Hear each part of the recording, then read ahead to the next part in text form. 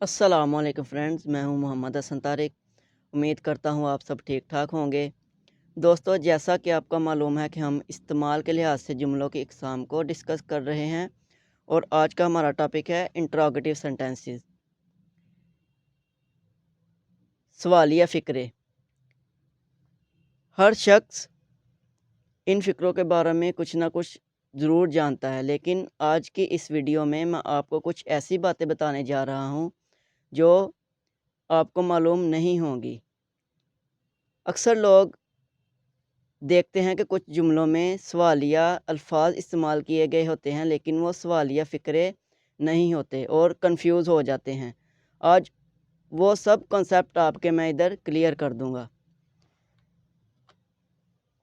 N interrogative sentence asks ए question. सबको पता है कि सवालिया फ़िक्रे सवाल पूछने के लिए इस्तेमाल किए जाते हैं और an interrogative sentence is punctuated by a question mark. और ये भी सबको पता है कि इंट्रोगेटिव सेंटेंसेस क्वेश्चन मार्क के ज़रिए पंक्चुएट किए जाते हैं।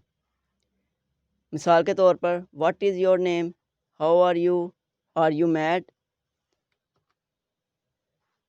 This kind of sentence often begins with interrogative words like who, when, where, why, what and how. आम तौर पर सवालिया फ़िक्रे जो हैं who, when, where, why, what और हाउ से शुरू होते हैं। आपने देखा होगा कि बहुत कसीर तादाद है ऐसे जुमलों की जो हु, व्हेन, वेयर वगैरह से शुरू किए जाते हैं।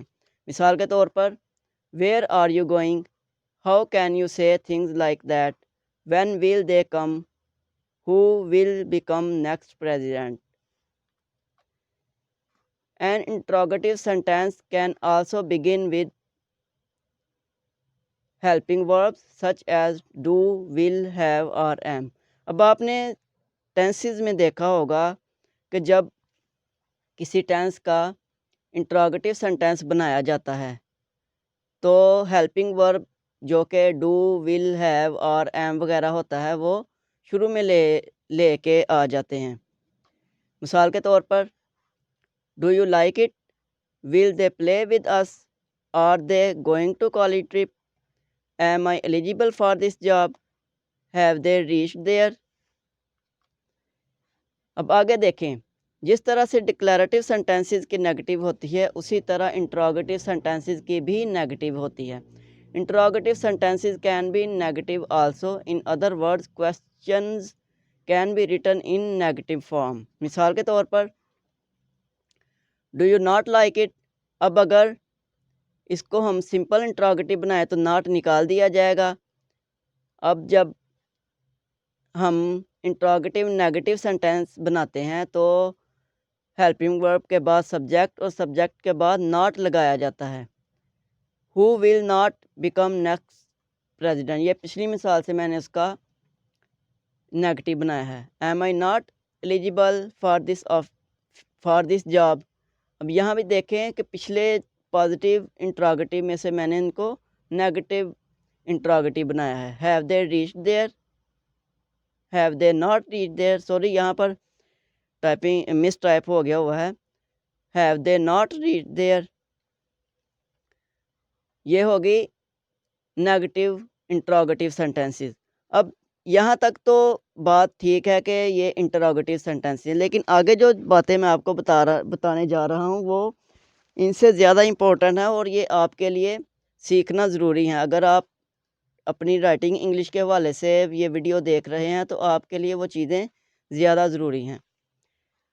A question fragment can be added on to the end of a declarative sentence or imperative sentence। यानी कि क्वेश्चन फ्रैगमेंट या इंट्रोगेटिव सेंटेंस का कोई हिस्सा जो है वो डिक्लेरेटिव या इम्पेरेटिव सेंटेंस के शुरू या आखिर में भी इस्तेमाल किया जाता है और इसको हम क्या कहते हैं, इसको हम कहते हैं tag tail question.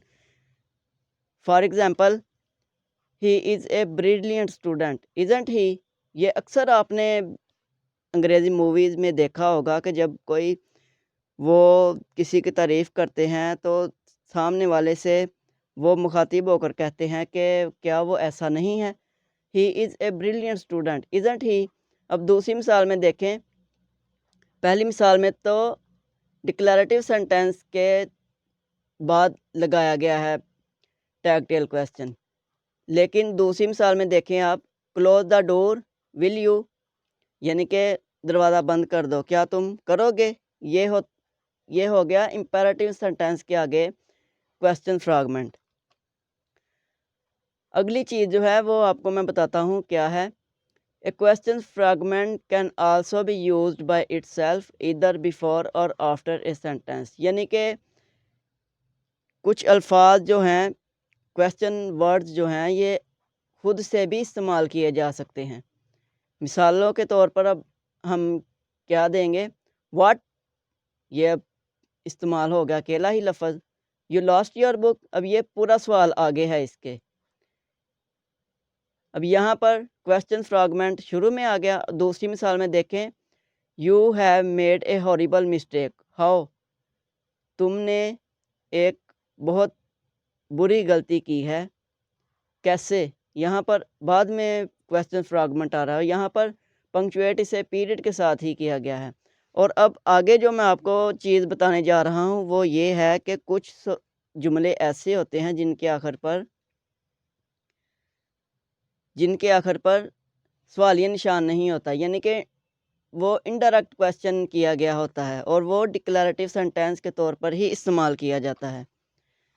An indirect question is a declarative sentence that tells that information was asked, यानी कि अगर आप किसी से कोई चीज़ पूछते हैं तो वो इनडायरेक्ट क्वेश्चन होगा, या आप किसी की चीज़ पूछने के बारे में बता रहे होते हैं तो वो इनडायरेक्ट क्वेश्चन होता है, यानी कि ये आप डायरेक्ट और इनडायरेक्ट स्पीच में ज़्यादा बेहतर तरीके से समझ सकेंगे। It is not asking the question, indirect questions and with periods, यानी कि वो सिंपल डिक्लेरेटिव सेंटेंस ही होता है। I asked him if he new something about this matter, यानी कि ये देखें, यहाँ पर सवाल तो पूछा गया है लेकिन ये इनडायरेक्टली सवाल पूछा गया है। ये इनडायरेक्ट स्पीच में आपको ज़्यादा अच्छे से मैं समझाऊंगा, यहाँ पर मैं सिर्फ एक मिसाल दे रहा हूँ। वीडियो देखने का आपका बहुत बहुत शुक्रिया, और अगर आपने हमारा चैनल सब्सक्राइब नहीं किया तो चैनल को सब्सक्राइब करें और बेल आइकॉन को भी प्रेस करें, और अपना फीडबैक हमें कमेंट्स में देना मत भूलिए। अल्लाह हाफिज़।